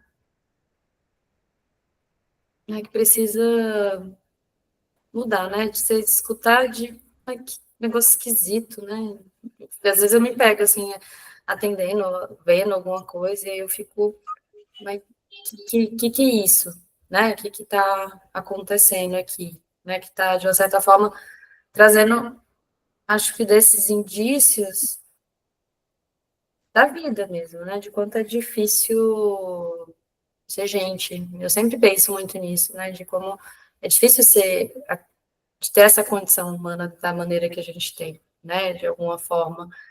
E o quanto pode ser sofrido, né? Como a gente vê na clínica, né? Isso que eu também fui trazendo da dor, o quanto que a arte, e também, né, acho que pensando na clínica, talvez em procurar palavras, mas acho que também tem outros viés de arte-terapia, né, que eu acho que também você já trabalhou um pouco com isso também, né, de como que essa tentativa incessante, eu acho que de dar direções para que é isso que a gente vive, né, dessa condição humana, que eu acho que retorna toda vez, assim, né, que a gente se depara com algo, sei lá, tá, eu gosto de usar essa palavra, né, parece que é perigoso, né, eu tô aqui de boa, vivendo minha vida, né, sem problemas, aí eu me deparo e falei, cara, olha, a vida não é esse morango, né, digamos assim, que eu tava vivendo num cotidiano muito pragmático, tudo certinho, parece que vem esse lugar, às vezes, que é uma escuta de paciente mesmo, né, que fala de uma coisa, eu fico, nossa, né, e dá uma quebra, assim, né, eu acho que é uma constante, eu acho que você faz muito bem em dar destaque para esse lugar do estranho, né, desse lugar do impacto da arte, como ela pode ajudar a elaborar, porque se a gente se fecha para isso, né, de alguma forma, que eu acho que o Pedro trouxe bem, cada vez mais parece que a gente está num lugar de tentar olhar só para o, né, vamos seguir, vamos resolver, vamos ser felizes, né, não tem mais espaço para nada, só que é sufocante, né, eu acho que tanto a arte quanto na clínica, eu acho que ela se propõe a essa quebra, né, de lembrar que não tem nada que nos determine, né, porque às vezes é muito sofrido, inclusive, tentar ser feliz o tempo todo, gente, não dá, né, não, é um negócio que não dá, né. Então, fui pensando da importância desses indicativos, né, tanto, às vezes, para a nossa própria vida, né, porque quando eu levo para análise coisas esquisitas, geralmente são coisas muito importantes. Eu levo, assim, eu fico, nossa, mas aquilo ficou, e é um embrulho, essa sensação mesmo de perda mesmo, né, de chão, às vezes, e por que aquilo me incomoda tanto. Então, acho que é um lugar de elaboração mesmo. E aí eu me lembrei de uma exposição do Francis Bacon, né? Francis Bacon? Né? Eu fui até junto com a Bruna, foi muito bom. Desse lugar da visceralidade, que a gente esquece que é corpo, sabe? Eu me deparei com isso, eu falei, gente, a gente é corpo, né? Acho que tem essa coisa muito no nosso dia a dia de se distanciar disso também. Né? Então, acho que o estranho tem muitas dimensões, né? Eu acho que a arte vai trazendo várias dimensões disso, né? Que acho que a gente pode pensar essa coisa da vergonha, né? De você ter que se despir da vergonha para passar entre duas pessoas nuas. Eu falei, gente, será que, né, daria? Fiquei me questionando se eu daria conta, assim. Mas é isso. Eu fui brisando aqui, pensando nesses indicativos, né? De um corpo no avesso, total. Eu acho que tem isso muito forte, né, de um dos efeitos desse contato com o estranho ser um avivamento do corpo, que a gente esquece que está aqui com a gente, né? Mas tá sempre se relacionando com nossas experiências também. Então, é trazer essa consciência para o corpo, né? Permitir ser tocado pela experiência, se jogar, se lançar nessa experiência, né? Sem saber como isso vai repercutir na gente. Então, repercute no corpo, além de repercutir em outras coisas também, né? E eu fiquei pensando nisso também, que assim, se permitir receber o inédito do paciente, se permitir também receber o inédito na gente, né? Em nós.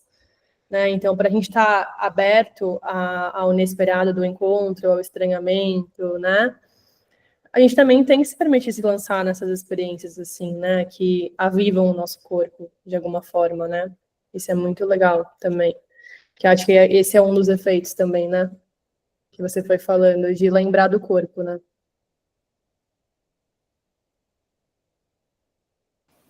A Bianca escreveu aqui, Bru, que falou que gostou muito do seu trabalho, mencionou que demonstração intensa sobre o infamiliar, especialmente com o último vídeo da apresentação. Ela mencionou também que lembrou do Francis Bacon e a Goya, a Frida. Uhum. Para te agradecer. Tem a Bianca e tem a Sônia, né? Uhum. Eu queria agradecer para elas. Uhum. Não, e até mencionando a gente falando sobre clínica, né, sobre sentimentos de estranhamento, né, e eu fico pensando a subjetividade humana, o quanto que a dor e o prazer, muitas vezes eles ficam entrelaçados, e do qual muitas vezes o que para mim é dor, para o outro é um prazer, né, e vice-versa, e quanto que isso também para o paciente pode ficar misturado, né, e inclusive ele não se dá conta do lugar até inverso daquilo que ele está vivenciando, né, quando se trata inclusive das relações, né, que muitas vezes ele não se dá conta que aquilo é uma relação abusiva, né, ou ele está se colocando em perigo, muitas vezes nesse lugar mesmo do desconhecido, né. Mas é isso, parabéns pela apresentação, achei maravilhosa. Até o que você menciona também dentro de uma perspectiva da arte, né, o que foi apresentado, acho que mostra muito desse lugar, a perspectiva de cada um, né, imagina, muitas vezes se coloca ali naquele lugar do explorado imaginário, né, e que muitas vezes muitas vezes não, isso é o que na arte muitas vezes nos toca e traz essa sensação de dificuldade até de nomear, né, nas palavras. Uhum. Eu adoro inclusive aquela tela do Van Gogh, e eu não sabia que nos elementos que você trouxe, né, que o que ele pintou talvez nem seja um cenário do real mesmo, né, da janela. Sim. Que foi imaginado, né, muitas partes ali. Sim. E é legal pensar nisso, que o impressionismo, ele parece pra gente hoje que não tem esse impacto tão grande, mas na época foi muito disruptivo de trazer, né, Uhum. essa leitura diferente, essa técnica das pinceladas curtas, do movimento, né, e isso tudo, aí eu fui vendo ao longo da pesquisa, né, como desde o início a arte moderna já tinha essa intenção de ser disruptiva, de provocar, enfim. E aí eu fui vendo essa relação muito grande com os próprios acontecimentos das coisas durante a minha graduação em artes plásticas também, que eu me envolvi em experiências e aí eu sentia esse impactante. E aí foi meio que nascendo com essas vivências, a pesquisa, assim, né? E foi legal que no início eu não tinha pensado muito numa relação com a clínica, mas aí ao longo da pesquisa já foi surgindo, né, essa relação com a clínica, porque, enfim, a gente vê até na parte inicial da arte da psicanálise como tem uma relação entre a psicologia e a arte, não só a psicanálise, como a psicologia no geral, né? Eu pensei muito em Merleau-Ponty também, lendo sobre os textos que eu usei para o TCC, sobre as apresentações da Marina. Então, não vem só a psicanálise, né? Vem também outras teorias, outras abordagens, assim. Sim, sim. Que tem isso também, né? Tem muito essa questão. Eu fiz até um curso voltado para o Ponty, que falava sobre o Cezanne também. Essa ideia que nossa cabeça racionalmente tenta representar as coisas, né? Em formas. E a ideia seria desconstruir, em vez de você tentar e ficar representando mentalmente o que está sendo visto, você se lançar na experiência, que é o que o Ponty tenta, né, com a teoria da percepção. Então, veio muito essa ideia com as experiências da performance, né? Porque elas não são nem um pouco representativas, né? Elas são muito abstratas, na verdade. Você tem que se jogar na performance para sentir aquilo, né? E se jogar na experiência é avivar o corpo, né? Como o Ponti também fala muito na teoria dele, né? Isso também é bem interessante. Tem tudo a ver com o que a gente está falando aqui também. Dá até para pensar também nos conceitos de angústia, do Heidegger, né? Aproximar a angústia com o infamiliar, com a sensação de estranho, né? Obrigada pelos comentários, gente. Eu vou deixar aqui também meus contatos, né? Que eu faltou essa parte importante. Mas, Bruna, eu queria perguntar para você, como é que você foi ver nessa experiência, sei lá, às vezes no AT, na clínica, né? Aham. De como é que você foi fazendo essa junção, assim, né? Que eu acho que é o que você traz, né? Na sua prática tá muito junto ali, né? Esse olhar. Aham. Então, eu acho que no AT eu pude sentir mais esse experimentar do estranho. Acho que justamente porque no AT você está lançado no cotidiano do paciente, né? E implica uma presença completamente diferente do que na clínica. Então, na clínica eu sentia o estranho através das temáticas que os pacientes iam trazendo, mas no AT eu vivia o estranho com o paciente. Então, isso era muito legal, porque eu sentia uma sensação similar a que eu senti em Otim, quando eu estava participando das instalações, né? Só que ali tinha o paciente junto e ter que lidar, além do assustador, do inquietante que estava rolando comigo mesma, também tá ali com o paciente que também podia estar experimentando isso, né? Porque quando você está na clínica ampliada, você às vezes está na rua com o paciente, você está cheio de riscos, né? Você não sabe o que pode acontecer. Então, para além dos conteúdos que o próprio paciente traz, tem a própria vivência, que é muito mais arriscada do que na clínica, né? Então, acho que por isso que o AT também mexeu tanto comigo, nesse lugar de me lançar mesmo na experiência junto com o paciente e também, de certa forma, acabar me despindo também daqueles moldes, né? De um terapeuta mais frio, mais técnico, mais racional, que é até um pouco a arte clássica, né? Que a gente estava falando. Para uma coisa mais livre, mais espontânea e que eu acho que a experiência pede por isso, né? A experiência ela pede por você estar vulnerável, estar aberto, né? Então, isso para mim foi o mais que eu acho que eu pude sentir, né? A própria pesquisa na prática, assim.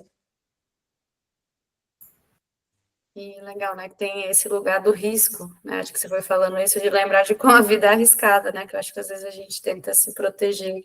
Não só do risco, sei lá, isso de estar andando na rua, né? Mas de se abrir para algo arriscado de se escutar e ter que escutar algo seu próprio, né? Que vai ter que questionar, talvez toda uma história que a gente conta para si mesmo e depois, nossa, talvez não seja bem por aí, né? Que desestrutura muitas vezes e reorganiza e rearticula a própria experiência.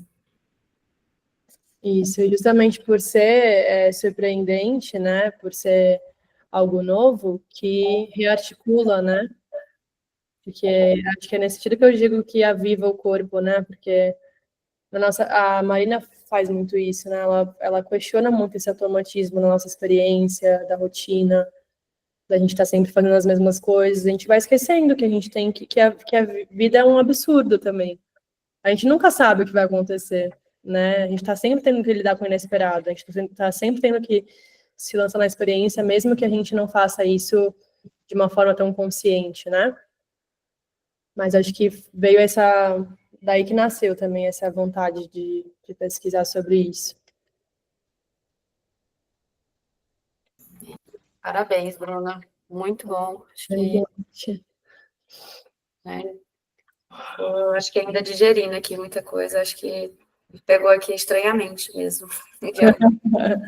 Obrigada, Bruno. É maravilhoso te ouvir, estar aqui, a gente compartilhar, né? Eu espero que esse tema seja um tema que ele se amplie, né? Acho que é um tema que precisa ainda ser mais falado, assim. Principalmente nós, na clínica, né? Isso, porque é pouco falado, né, do infamiliar no Freud, não é tanta gente que fala mesmo. Até o próprio relacionar com a arte, né? Com a arte, Mais necessário. E agradeço muito a vocês também, ao Núcleo, a Duda, a Lila, o Beto, pelo convite. Agradeço a todo mundo que participou da conversa também, da apresentação, que contribuiu de alguma forma. Muito obrigada, faz muita diferença ter vocês e ter esses comentários, né? Poder pensar junto. Para mim, essa é a parte mais legal, né? E foi muito bom. Muito obrigada, gente, pela oportunidade. Deixei os contatos aqui, quem quiser saber mais. Tem o Instagram, o e-mail e o telefone. Bom, gente, então, não sei se alguém quer trazer mais alguma coisa, mas obrigada mais uma vez, né? A gente está finalizando mais o seminário.